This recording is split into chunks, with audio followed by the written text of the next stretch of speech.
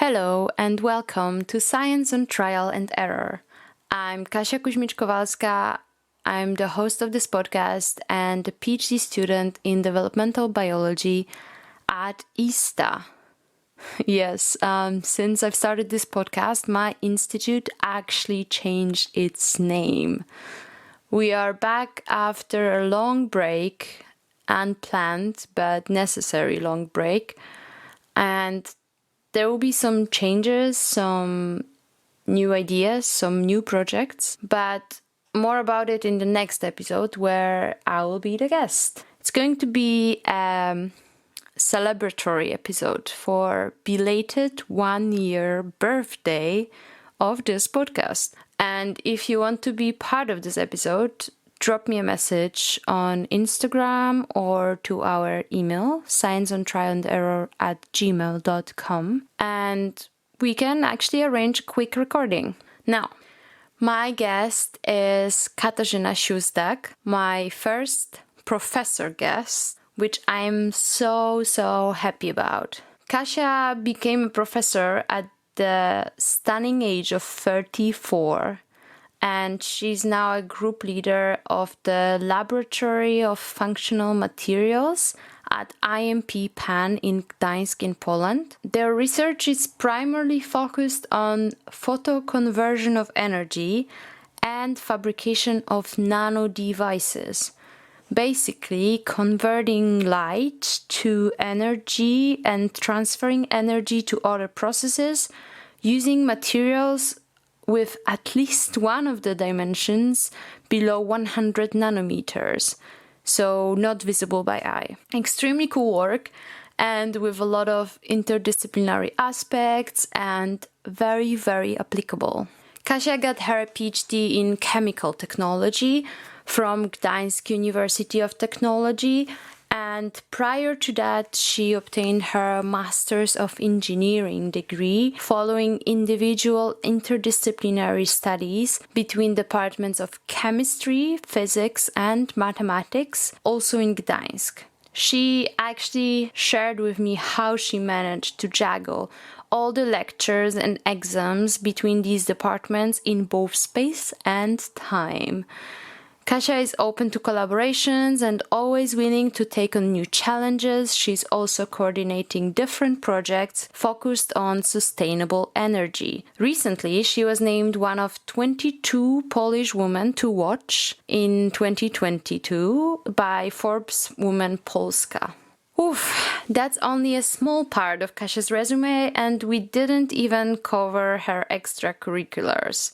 During pandemics, Kasia started an Instagram account called Science Mission, where she began to show simple experiments that can be done at home and explain science in the easiest and most fun way. In spite of the non-believers who didn't approve of her non-serious account, it's been a tremendous success, reaching now 25,000 followers. Kasia is also a mom of 2 boys, and yes, don't worry, I asked her how she manages to do it all. I am so proud that Polish science has Kasia as one of her leaders, and she can do a lot of good. She represents the best approach to research. She's supportive of her people, open to interdisciplinary perspective, and seeking collaborations. I owe you and Kasia a full disclosure. This interview was recorded in October last year. Yes, it's rather shameful that it took me so long. There was a lot of different reasons, with the main one being my health. Kasia has been extremely understanding, and I'm so very grateful I can now share with you this conversation. I think we can all take from her attitude as scientist who believes that science has to be shared with other group members, with collaborators, and with general public. Please welcome Katarzyna Siuzdak. Hi Kasia, very lovely to see you, and I'm very happy we have a chance to record this interview today. How are you doing? Where are you currently? Now I'm in my house, and tomorrow I will start another hard week because I have 2 conferences, one in Gdańsk and the other in Krakow. So I have to prepare a little bit for those 2 conferences. But typically a day before Monday in the evening, I try to collect and grab my things to my pink woman bag and just maybe a while of relax. That's all.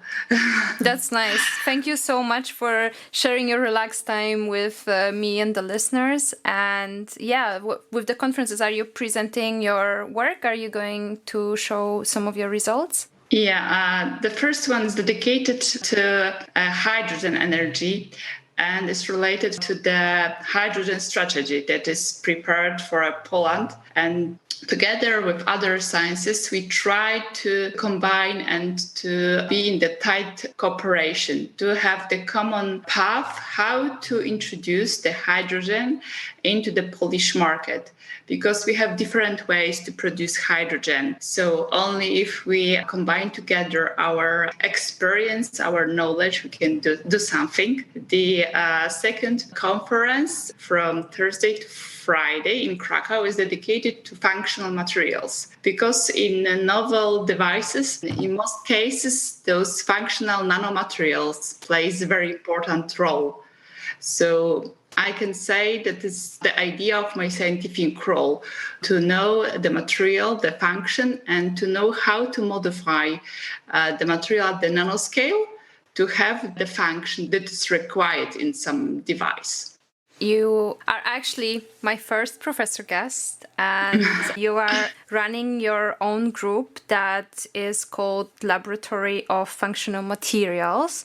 The lab is in Institute of Fluid Flow Machinery of Polish Academy of Sciences, right? In Gdańsk, in Poland.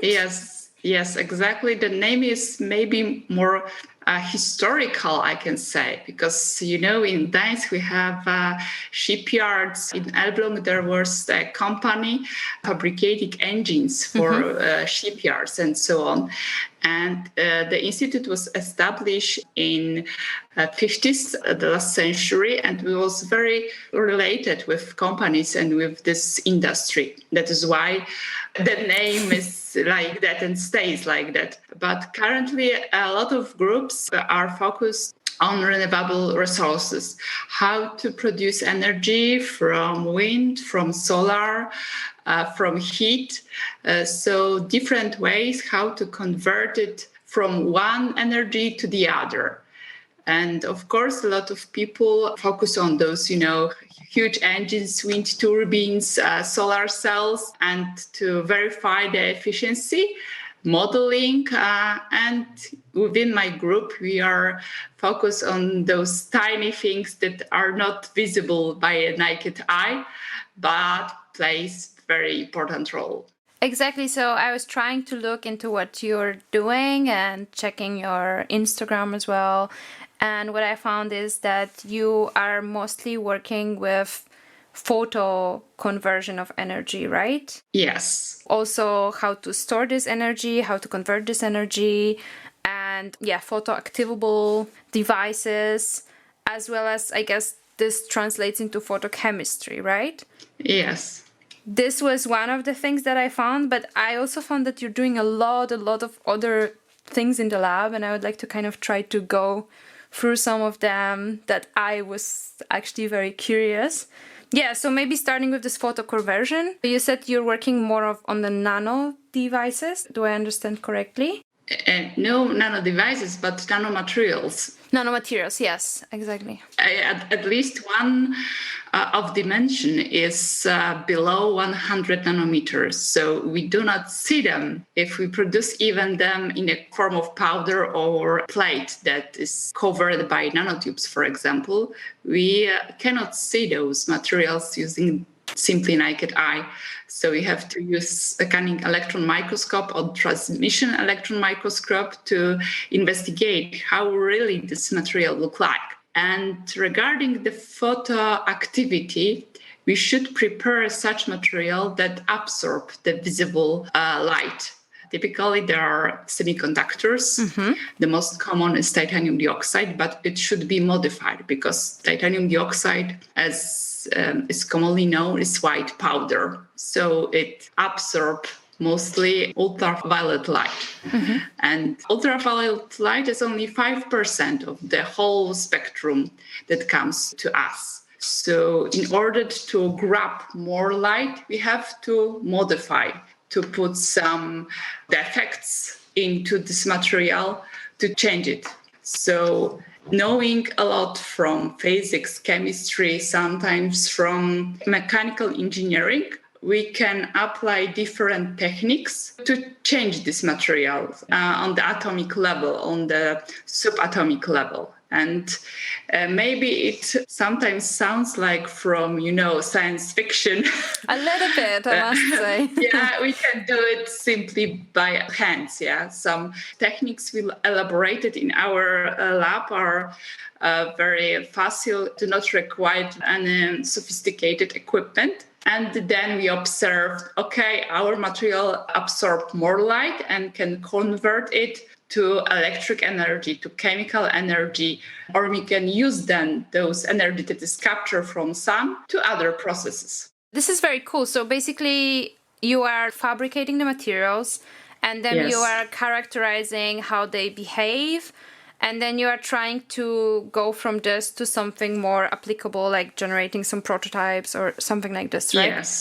Yes, because I'm not working like a lecturer for students. I have only PhD students or students that would like to realize master or bachelor degree in my group. So my scientific work is just only research, pure research. So sometimes we are starting from the idea, sometimes very risky, but if you would like to invent something or do something unique, it should be risky. You have to go for the risk. Yeah. And then we think, okay, how we'll produce it? What technique we would like to apply?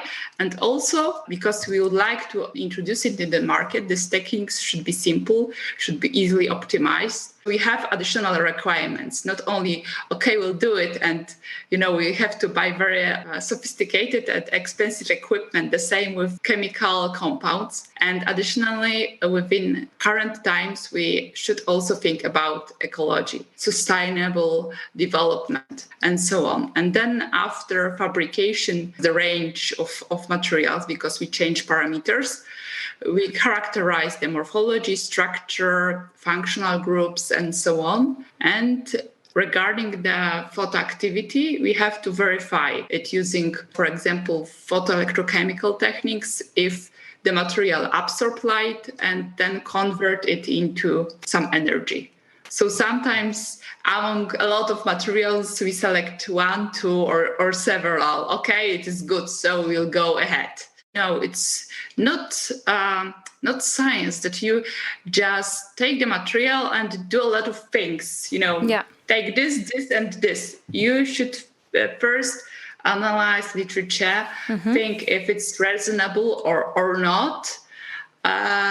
Just select and make some experiment in your mind, discuss with other people, and then to choose some paths that they are risky but can result in a goal. I get it.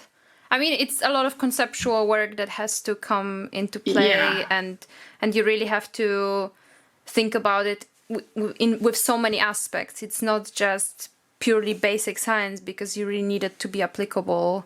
So one of the things that I read about your projects, which is a bit more applicable, were those biocompatible glucose sensors. So I was wondering if we could talk about this. Yes. But this is the project that the leader is my friend from Institute, PhD Katarzyna Grochowska. I'm the coordinator of the works dedicated to electrochemical characterization, because always the leader is one, and then you have coordinators and executors. And now we are finishing this project. We obtained this project 3-4 years ago, and it is dedicated to non-invasive glucose detection, because as you know, for a glucose detection you have to pierce the finger. Yeah, exactly. Take a drop of your blood, put on the sensor, weight, and so on. And a lot of complications are with these punctuations. You have some problem with your skin. And especially this is a problem with kids during night when the glucose level can change dramatically. And sometimes you don't need to determine exactly that your glucose level is something point something.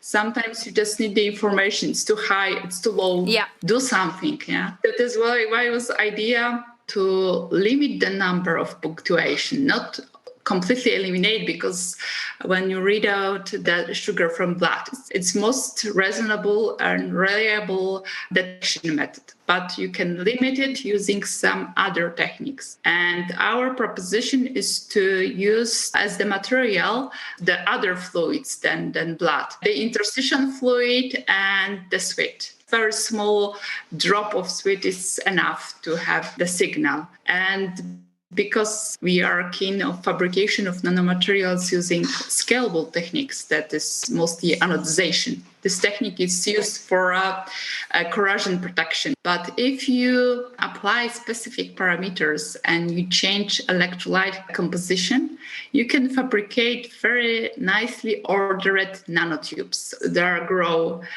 like a forest out of the plate. And it is very simple. You have just mag, I can say, or cell with 2 electrodes, and the conditions you have the material. And because you have the forest, you have very developed surface area. And when you remove this forest, those nanotubes, because they look like a well with a round bottom.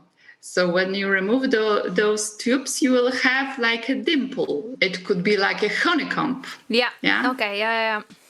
Like a structure. Those wells have dimensions about 50 to 100 nanometers. Okay. And then you can put very tiny nanoparticles of gold. And after modification with the enzyme that is specific to the glucose, to the sugar, you can have this signal, the electric signal, because the enzyme just meets the glucose molecule, and then you can record the electric signal. So, of course, it maybe sounds very complicated, but the knowledge from, different fields of science like biotechnology, physics, chemistry, and so on can bring you the success. And what's very important in this project that you have to hear and discuss the results and your achievements with people experienced with different feelings. And also my background and this knowledge, the studies from physics and biochemistry helps a lot. Of course, yeah, I can imagine. It's really cool because your work seems to be very collaborative, and it's great because your perspective is very broad because of that, and you can gain insights from other scientists. But I guess it's also sometimes challenging to explain those very chemical or physical properties to, let's say, a biologist or medical doctor with whom you want to collaborate, or to someone who is working more in technology side of things. So how has it been for you? Is this something that you had to learn over time and now you are like really getting better at this? Yeah, I can say that it's like a life learning. I can say that I learn whole life from the beginning. I cannot imagine that I have, even a period of vacations out of the science. And really, it requires not only to learn, what's changing within the physics or chemistry. The same with regarding the technology at all. Codes maybe in informatics, electronics as well, because it's going ahead. And when you think about some innovations that should help people or should be introduced into the market, you have to think, as you underlined, it will be like an intersection between different fields of technical science. Yes, very interdisciplinary. Yeah, that is why I always underline that I'm not a chemist or I'm not a physicist. I'm something between, or it's just technical science. I think, this is the future, really, to bridge these different disciplines and find a way to take something from one and the other and make something new and innovative. I guess now with the pandemics, it must have affected your work a lot because you cannot interact so much with people. But have you been able to maintain these connections virtually, or has it been a problem? Regarding the projects or, the people that I know from some time, of course, we met via some online conferences. It was not so a huge problem, but a lot of knowledge and new partners for a project I simply met on conferences, not, during those lectures, but between them. Just like coffee breaks and the dinners and... Yeah, the same was with my new partner from Germany. We met several years ago during some conference, and now it's a very fruitful cooperation.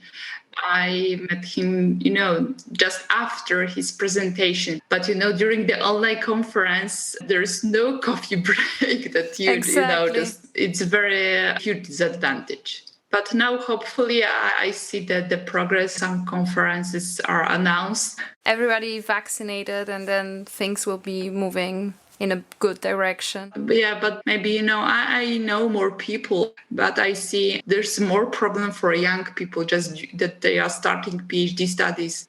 For them, the conferences is the only way to see how the science in other places look like. Yeah, I think the networking aspect has definitely suffered a lot. I tried to attend some online conferences, but as you said, you can see the talks, you can learn about some cool science, but the interactions are really, really minimal. And then you just don't meet someone and just start chatting about something random. And I definitely feel like I'm missing this aspect, and I'm really looking forward to, again, starting to go and just see people that are not from my department. Okay, so we covered a bit of your work. It's really cool that you have this aspect of also making the prototypes, but I guess this requires you to collaborate with industry and to obtain maybe a bit of a different kind of funding to bridge to this aspect. So I was wondering, how has it been for you? Was it something that you only learn now as a professor and as a group leader, or is it something that you already started to learn earlier? Regarding the funding, of course, we have basic science, yes. I have financial support from National Research Institute, but regarding the companies, I can say it's not so easy. You can say a lot of nice science, but the money, the cost, and how much of those things will be on the market is more crucial than the idea to help the people. Yeah, unfortunately. And also, when I meet with some representative from the company, she or he asked me, okay, so just show me this product. And they ask for the ready product. And then I say, okay, but we are not the company with the production line. We starting from the idea from the very beginning. We can show you the prototype. And also sometimes science need to be patient, need more time, need to repeat a lot of things to be sure, okay, this is really our result. But the company told me, okay, you should have it within 1 year or less, it will be better. So sometimes this path should be shortened. You have to limit your fails or some, parameters. You should understand that those and those requirements are totally different. And, probably every researcher won't like to work under the pressure. I agree, yeah. Working together with the company is sometimes the work under pressure. The idea maybe can be missed somewhere because the cost of the material, cost of the prototype, and the product that should be ready just to introduce onto the market is the most important thing. So I'm now on the level how to learn to make the good conversation with the representative from the companies, but also now a lot of things of the market changes. So still the work within the basic science and supported from some national funding allows to work really without those pressure. You have time limit for the project. And you have to publish, but in general... And you have to publish, but to understand some mechanism or to have the most active, the best material, you have your own path. It's not dictated by the company. Yeah, I understand. Okay, now I would like to go back in time and ask you how the whole scientific adventure have started. Because actually, if I got my information correct, you're a professor who's under 40, so you're like super young and you're already a professor. But how did this start when you were a kid? Did you always like science? And were you always interested in chemistry? When I was just a little girl, I like, things as every kid likes. So I do not have a selection that I like, chemistry or physics or Polish. I just like reading books very much. And my father really has a very important role in my childhood because owing to his engagement in my education and my scientific development, as I can say, he just showed me, how really the electricity look like, that those physics and chemistry that I see in the books is really in the real life. So I can do those things in his basement. So that those technical things, not just chemistry or physics, but just technology was very nice topic for me. And then when I try to select studies, I do not think that I should select physics, chemistry. I was not conscious, really, I can say now about it. I just would like to have something with technology. I try to apply to medicine, but I fail. And me too. I applied to biotechnology.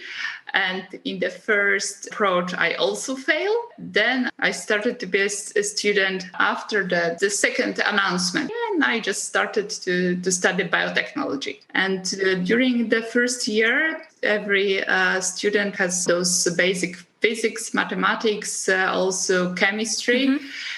And during physics lectures, professor, I don't know how he selected me. He said something in my approach. And just after first year of studies, he asked me, okay, maybe you should also study physics and join my group. Oh, wow. And I say, okay. And then when I said, okay, I was really not so conscious what is the consequences. What did you agree to? Okay. Then I started something like an individual way of studies. Still, I studied biochemistry, physical chemistry, organic chemistry, as well as physics. So quantum physics, mechanics, physics of atom and molecules, and so on. But, to integrate those two direction within 1 year, the same time, it was very demanding. Yeah, I then can imagine. I have the same subject with the same time. So the dean of chemistry department said to me, okay, because you are ambitious girl, so maybe you will ask the other university that you can realize some subjects in other university, but in other semester. Sometimes, I have some lectures in the chemistry department in Gdańsk University of Technology, and then I take tram to physical department to other university and then back to the chemistry. Yeah, I know that is crazy. And my index, it was a paper index, look very straight because, I have biology of cell and below is the lasers. So yeah, it was very unique, but I can say now it was hard. But really now I see that it was really good choice because then I know how to conversate with people from physics and chemistry. Yeah. And now I see that this background is really important. Yeah. I can talk with people from biology, doctors. I can talk with physics, informatics. So we have those connections. Yes. But those 5 years was really crazy. I cannot imagine. During those 4 years, because I started this individual way after the first year, I also worked in this scientific group. During Saturdays, with the professor. And afternoons, I just go to the lab to perform experiments. So I started, like I say, master degree thesis during the second year of my studies. I also did that. I started to work already in my second year in the lab, and it was challenging. I mean, I wasn't doing as broad studies as you, but I was also doing biotechnology. And sometimes, I mean, you had classes the whole day and then you still go to the lab, and it was quite exhausting. But I guess what you also learned from this is how to manage your time very well, right? Because you had to really be very productive. I guess this also helped you in the future, right? Yeah, the same is now. Even I have, several projects. Now I have five PhD students. Wow. But I still think it's enough, because also I see groups where one professor have 11 or 12 PhD students or a lot of projects. It's not good. I see there is some limit to be really involved in the project, but those years help me now to organize work, and it's now a very fruitful experience. I understand. Yeah, so you did your master's and you got your title of master in chemistry, I think, right? Yes. And then you moved on to PhD, which was also in Gdańsk, but you also did a stay abroad. How did the PhD work out for you? Yeah, I started in Gdańsk University of Technology. I then applied for our own project. It was my first project. This project supports financially the research and some equipment and my attendance and conferences. And during those PhD studies, I performed abroad training in Bordeaux in France to know the new environment and to apply my materials in different kinds of solar cells, and to also to know how to work in clean rooms and with other equipment that we did not have in our lab. Another experience of like learning from other people and being very collaborative. What was the project actually about? It was also photo nanomaterials, or? Yeah, it was photomaterials, but dedicated to solar cells. The solar energy is converted in electricity, and those solar cells were semi-transparent, so they can be used like instead of windows or a part of the window. Ah, interesting. You finished your PhD, then you continued with your habilitation. And since 2019, you are running your own group, right? Since 2019, you're the professor, but I think the group was earlier. This is super cool, and I feel like it's extremely wonderful that you managed to do it so quickly as well. It's very impressive. And I was wondering, was it always the plan to be a professor, or was it something that, you started seeing this a bit later on? How did you see your career when you were starting? I can say it's like in a Korean style, because I read this weekend article about the Korean way of scientific career, that the researcher should be patient, should be focused on the work, and have time just for a work, but cannot think about career. It is like a bioproduct of your scientific work, I can say. I was more focused on the research, on the project, on being open to other people, because really, as you underlined, the cooperation and to be open to other groups make those projects and my career, I can say, fruitful. I always underline that we are working as a team. Of course, I'm a leader now, as a professor, and I have PhD students. Only as a team we can have some good, work, good publications. I focus mostly on that, and the career and the name or those titles are simply like a byproduct of a good and focused work. Yeah. So just really doing a good research, and then this pays back much better than overly focusing on planning everything ahead and like counting years and all these kinds of things. If you were to give an advice to younger students and people who are thinking about what they should do, something that you would tell yourself when you were younger, what would it be? Always do what you like to do.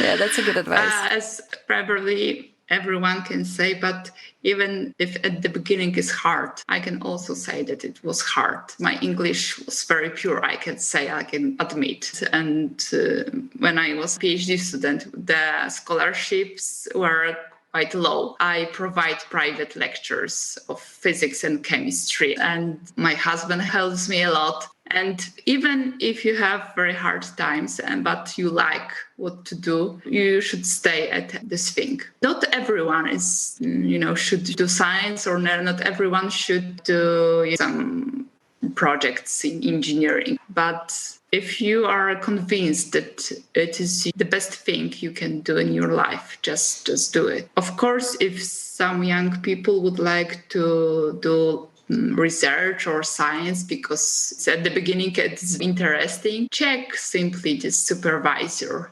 Now we have open bases with publications, with projects that people have. The same I said during interviews when I asked people for a PhD.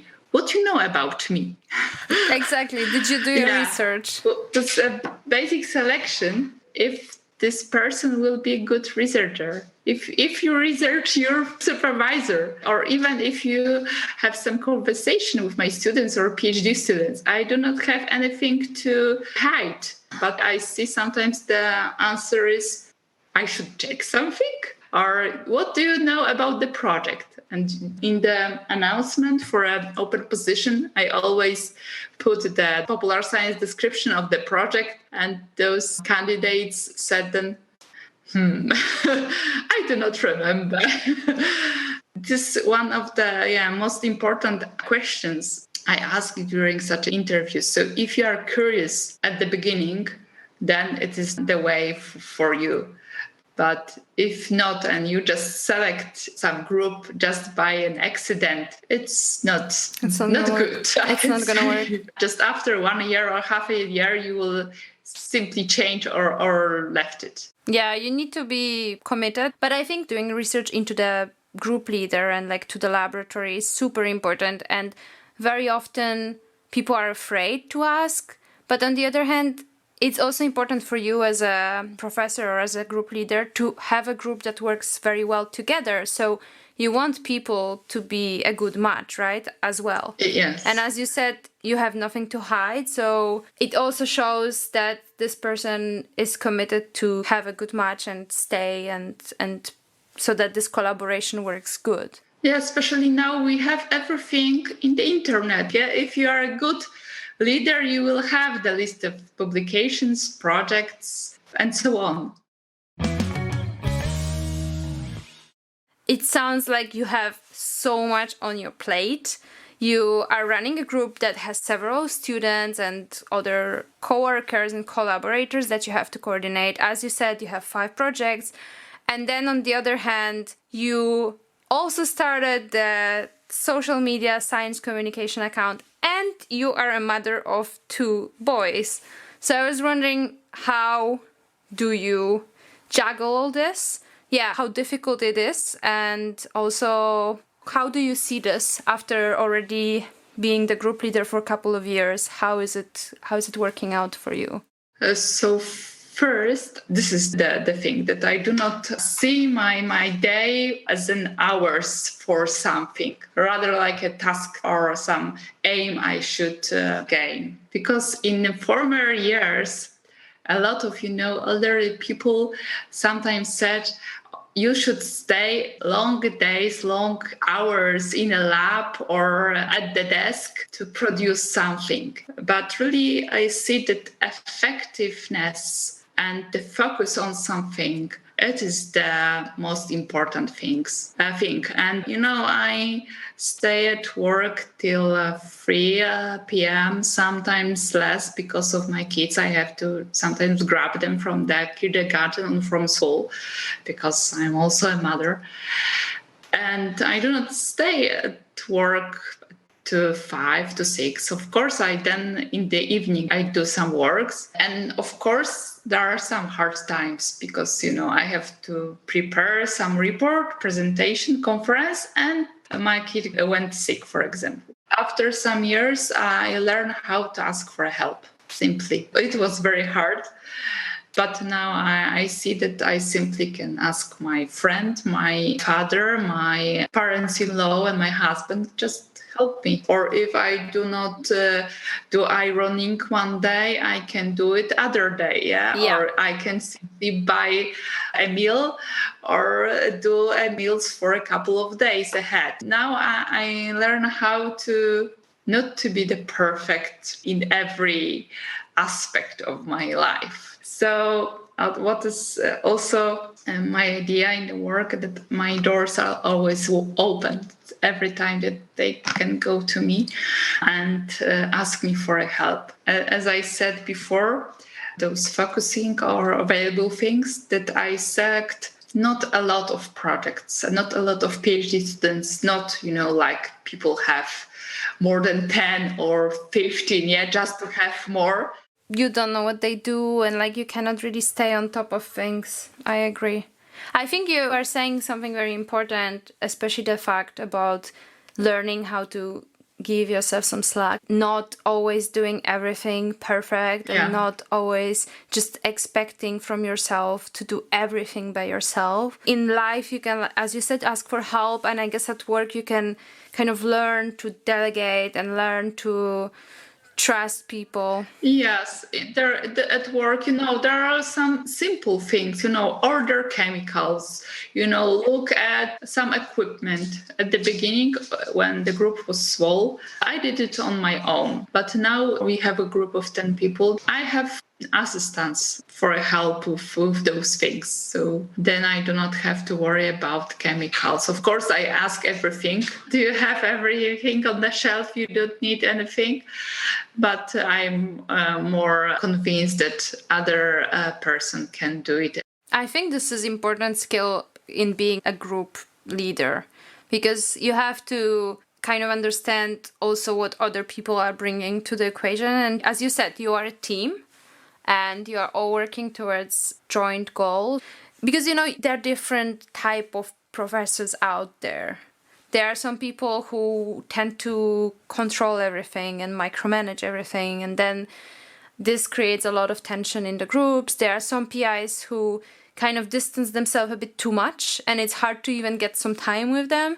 So I'm very happy to hear that you try to have open door policy, but also to trust your people and give them space to work. Yeah, it's not easy. Sometimes, we argue, and it's not easy to have the group that you are familiar with, but still, they should know that we are a PI, and sometimes you should say, okay, we have to do like that because I'm the boss.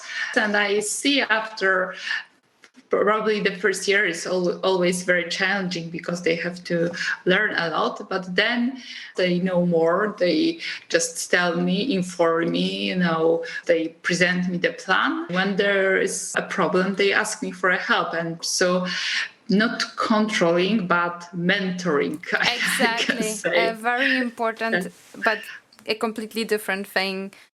I would like to now transition a bit more into your science communication account, which is called Science Mission on Instagram. Yeah, I find it very cool. I have a younger brother who is 10, and I'm marking some stuff that I will do with him once I see him, because I'm sure he's gonna absolutely love it. But just to give the outline to the listeners, the account is about science, and you're trying to communicate it to general public and also to provide videos, how to do experiments, I guess, as parents with kids, and also just for kids who are maybe a bit older, to understand different phenomena of physics, chemistry, and just to give a bit of a scientific background, but also to make it fun. I was wondering, how did this start? Were you experimenting with your own kids and then kind of went from that? Why did you start it? Missing to have the contact with other people like it was during the conferences. It was the first point. The second one is just to simply, I don't know, maybe it's too utilitarian, but just to share the knowledge. Because during those times, those pandemic times, I think that it will be just waste not to share with my knowledge or my way of interpreting the science with others, because I do not have any lectures with students. Because my institute is not a university. I have some single lectures for PhD students, but it's, one lecture and that's all. And because it was a new platform for me, I asked my younger sister if such idea makes sense, because when you are going through the Instagram, there are a lot of young ladies, nice pictures and so on. But then when I go across some profiles, like other PhD students show, other scientists around the world also show very nicely how the science can look like, what you can share. And really, people love that, now I can say, because you can directly communicate with them. You are not just the lady from the TV that you can see only. And of course, at the beginning, it was very hard for me to understand how this worked. What are the rules? Really, I'm still they getting are used to it. completely different. That you can be experienced researcher with a list of publications. But in Instagram, you are nothing. Yeah, you need the followers too. You need the followers, and your titles and your experience. What is it? So, of course, at the beginning, someone was not sometimes believe me that I'm professor, and I always also had such a messages that your profile is too colorful. Oh, really? And this content is not good for Instagram. And I even make a picture and save such a DM that if you reach 1,000 followers, it will be your life success. What? But I try to communicate with everyone, and I try to make the scientific content not to be controversial. You can present the issue regarding the COVID situation, even regarding those other controversial things in the science or between the science and the normal life in controversial way, and to underline, that this guy is bad, this not. But you can also present it clearly and to translate some publications to evoke the papers, but in a such way that people do not hate you. I agree. So you don't want to have a fight with people. You don't want to steer the trouble. You just want to give it the information and to present it in a way that will allow people to think about it, and maybe something will sink in their heads and they would then try to research themselves. Yes, of course. Yeah. Sometimes, of course, I put my opinion. I mean, I think they're also necessary in some sense to have these controversial topics tackled, but sometimes I get very stressed from these discussions, and your account is just, I mean, it really goes to the basic of trying to convey the science and people excited about science. And I think you're doing a very successful job with it. So I hope you will continue. I am very curious about what you're going to do next, because I mean, you're not only doing the experiments, but you're also explaining, as you said, some papers, and I feel like you try to make it quite diversified when it comes to the topics, so that sometimes it's about scientists and science life, sometimes it's about some phenomena that you explain, like more the scientific background behind it, and there's also a bit of history there, which I really like. So how long does it usually take to produce the content? First of all, within the post, sometimes I put very serious information, like regarding some sensor or some illness. And sometimes the post is more light, or try to mix light and serious thing, like about this pink color. Oh, I love this one. I so try, cool. Yeah, from the color and finish with the breast cancer. And of course, this way is very similar as I'm doing from the research. I try first to imagine what I would like to present in which way.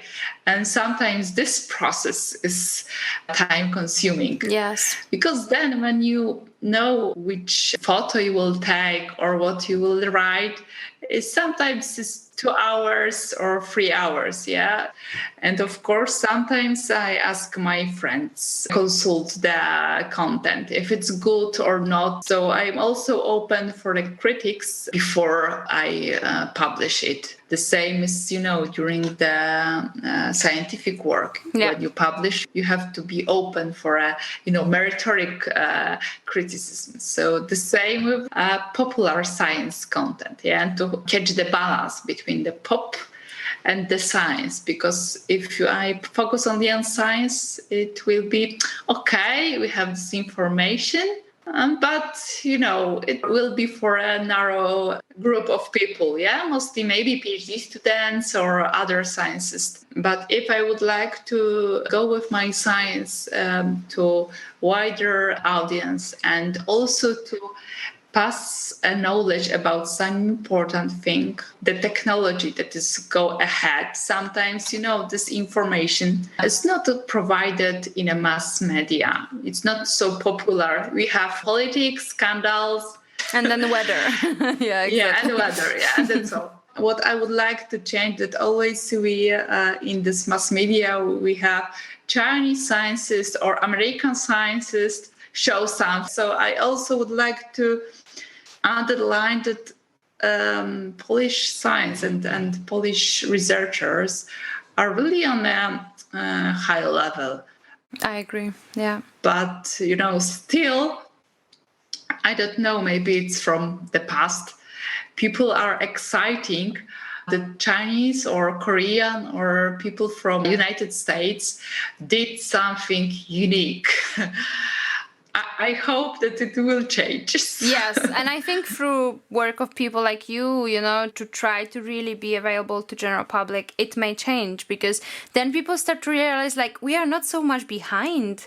We are actually doing a very cutting edge research in Poland, or there are groups that are on the same level in our country. And I have a feeling that when I talk to scientists, they know it, but the general public, they are still sometimes assuming that, yeah, we are behind because we don't have enough money and all this.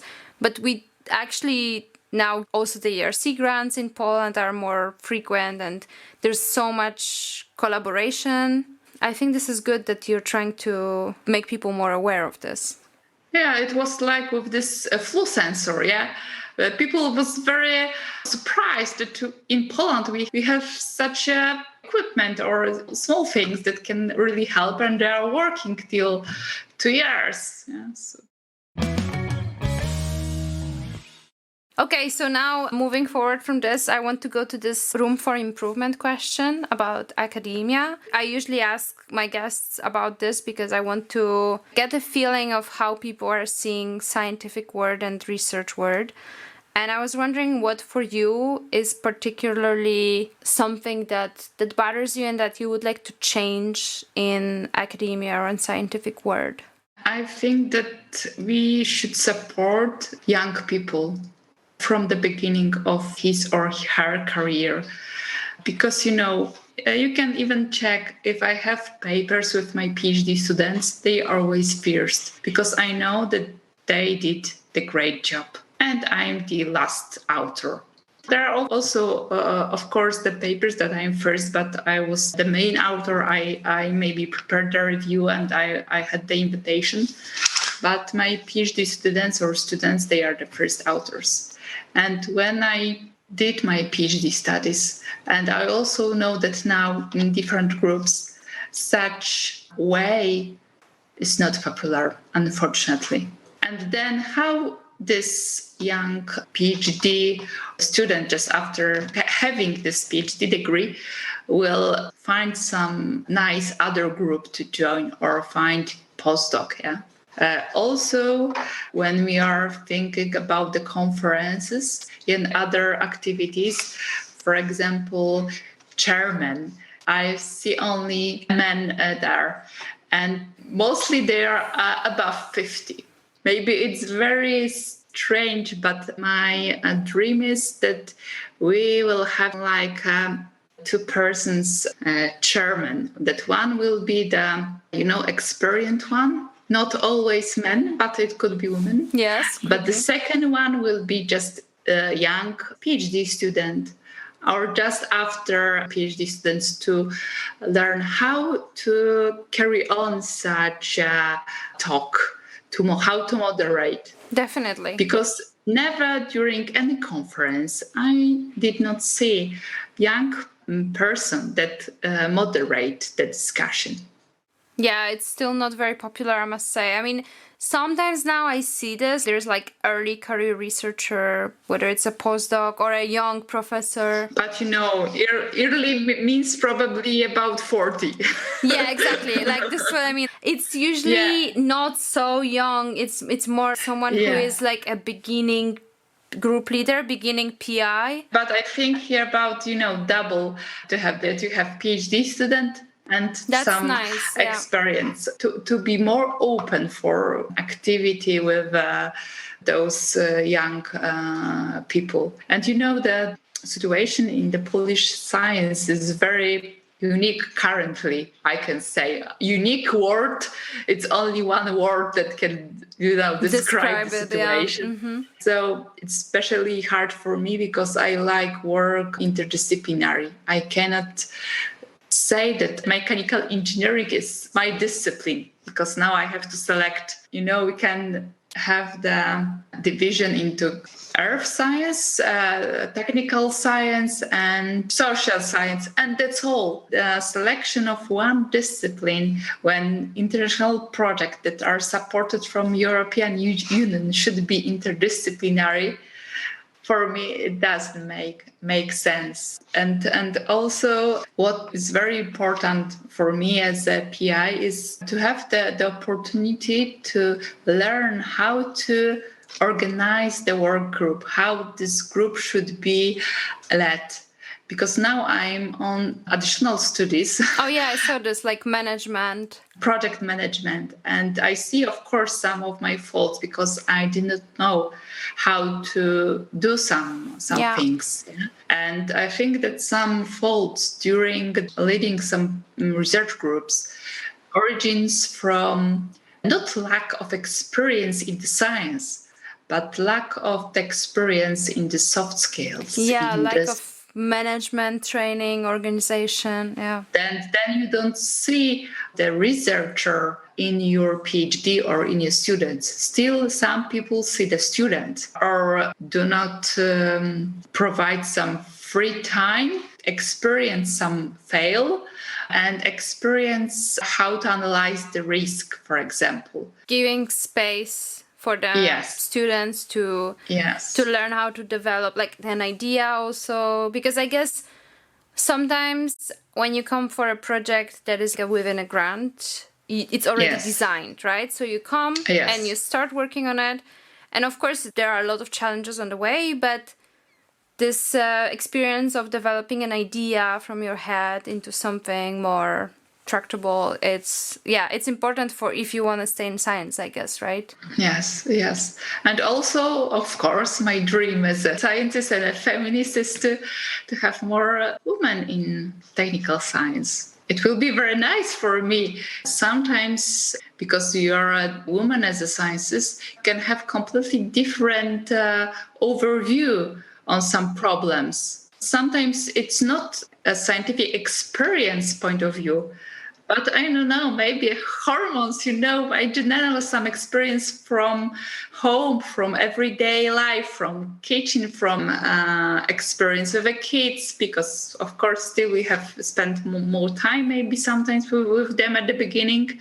or we have other hobbies. And sometimes those things can really help how to solve some problem. Yeah, I agree that especially female scientists in technical fields are so underrepresented still. And I think you can say for yourself, because you are not only female professor but also young professor, and this is also not so well represented. I think it's changing and it's shifting towards the better way. Yeah, but also it's Doesn't matter that you have those regulations, that you have more and more females because you have to reach some number, but also men should interact with you. Even if you have 50-50, but females will be here and men will be there, it will not change anything. Yeah, the integration and the common acceptance. Yes. But that's tricky. But that's very tricky because, especially at universities, you still have a lot of, let's say, older date kind of professors who are very set in their ways and sometimes have a very misogynistic view on female role in science. I think the important thing is also to teach the younger generation to be a bit more open about this, and then through this the change will come, and also to encourage girls to go into science and to, as you do, show them what kind of life scientist life is and how cool it can be. And I think this is already bridging a lot of gaps, and hopefully this will change the whole society's mindset instead of imposing, as you said, these numbers and trying to fulfill them, to really bring the change. And I think it would be good to see this. Hopefully we will see more of it while we are still in science. And I think you have to be vocal about this, which is one of the reasons why I wanted to do this podcast and to have these conversations, to hear other people's thought and where should we go with science and what should we change. So now moving forward from this to the last part, 2 last questions. One is cool science. Basically, here I usually ask, what is something that you would really like to do in addition to what you do currently, like something really cool if you had unlimited resources, in which direction your work would go? So maybe we can start with that, if you have any ideas. It's very hard because always I have limited budget. I know. At first, I think how we can do something with less cost. And then also it really stimulates the creativity. True. Limited budget really makes you go more creative. But when I started work in institute, I really do not have almost any equipment that I have during my PhD studies. And I start really from the empty space. And I buy an equipment by equipment. So the one equipment that it's like present under the Christmas tree, it's a table scanning electron microscope. Oh, yes. It is, expensive it toy. It is expensive, but when you are working with nanomaterials, it's necessary. An essential one. Of course, we have collaboration and we can ask for help from other institutions to perform those investigation. But when you have more and more projects, more and more samples, you should have equipment on your own. And now we are working on the modification of nanomaterials towards the hydrogen generation using the water splitting process. And because I was also engaged in the strategy towards the hydrogen for Poland, it will be like a holy grail to elaborate the material, the Polish material, that will really efficiently split the water into the hydrogen. That I always underline that we have so many inventions in Poland to introduce them into the Polish market, not always buy the ready technology, because usually companies would like to buy ready technology from the West and just to simply apply in Poland, because it's a simple, quick, just the money. And I would like to first to just do this and to apply here, that it will be the Polish technology. That would be nice. That would be really cool to get this to work. Okay, so last question is the question about the dinner. I don't know if you've heard it on the podcast, but I like to ask my guests if they could have a conversation with someone who really inspired them to do what they do, or someone who is like some sort of idol, either alive or no longer living. Who would this be for you? I will answer this question, I think, extraordinary.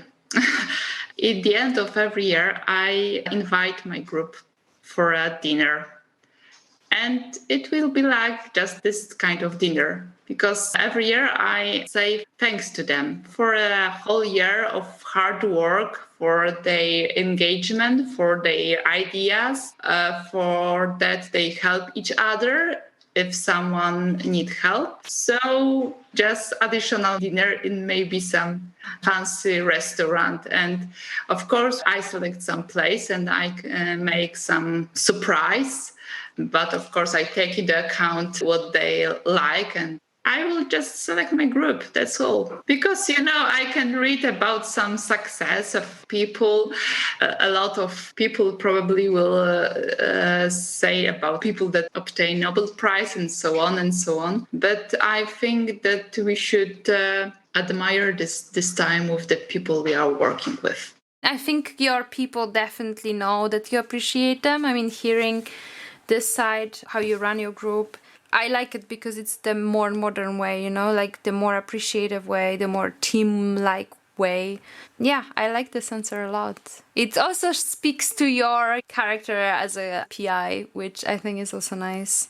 Yeah, I think with that, I want to thank you for agreeing to do this. I'm super excited that more people can hear about your work. I love the interdisciplinarity of it. I love how, modern and very cutting edge it is. And I'm glad that people will hear that the Polish science is really, really going with the speed of science worldwide. And I'm very grateful that we had the chance to share your story. Thank you so much.